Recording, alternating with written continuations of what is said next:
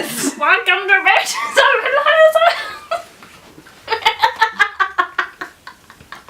Hi, my name's Audrey Elizabeth and welcome back to Pages of Elizas. Today I'm talking about four books that I will probably never read more than once. For whatever reason. Maybe it's too long, maybe it's just kind of boring, maybe I just hated it the first time I read it. I don't know. The first one is Looking for Alaska by John Green. Don't get me wrong, I love John Green books. I have every single one he's ever written and I've loved 3 out of the 4 of them. This one was the exception. I did not like this book. Alaska was a terrible heroine. What's his name? Miles? Yeah, that guy. Oh my gosh. He's so annoying. And there's way too much swearing in this book. Like literally the F word every other paragraph. It just got old after a while. It's just boring and not good. And I didn't get the message. Like most of his books have a good message. This one did not. I will never read this more than once. It's not a good book. My next book that I will absolutely never read again is The Vanishing Game by Kate K. Myers. I got this book for Christmas 2 years ago and it was so bad. I just hated it so much. At the beginning I was like, okay, I think I can get with this, like maybe 3 stars, but it's a little weird, but it's good.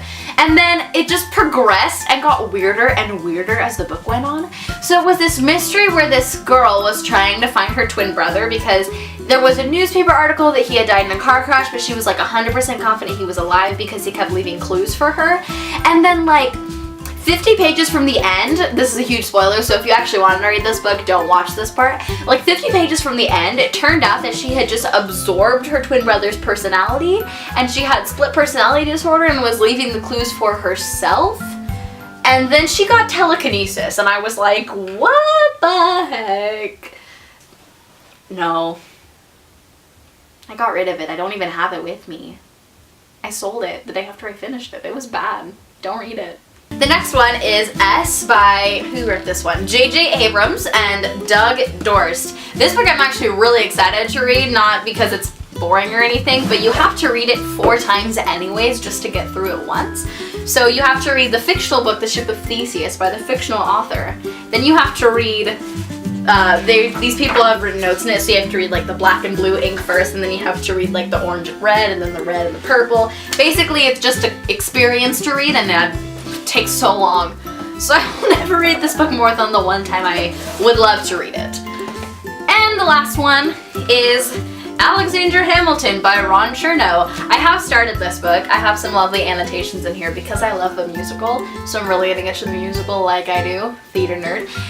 But it's really long. It's like 800 pages of nonfiction, and I do not typically like nonfiction, so it just won't happen more than once. But I am excited to read it the one time because he lived a really weird and amazing life. I think it'll be a good read. Plus I want to finish my annotations. I have a few. I'm ready to get more. Okay, those are the 4 books I will never read, or will probably never read more than once. If you have any books that you will never read more than once, comment below. Maybe I will read them once and see what I think about them. And if you have any of these books that you have read and will never read more than once, comment below again and let's talk about them. If you like this video, give it a thumbs up. Make sure to subscribe down in this corner. We post new videos every Wednesday and every Saturday, and I'll see you next time. Until then, I'm Audrey Elizabeth, and keep on reading. Waha. Waha! Waha!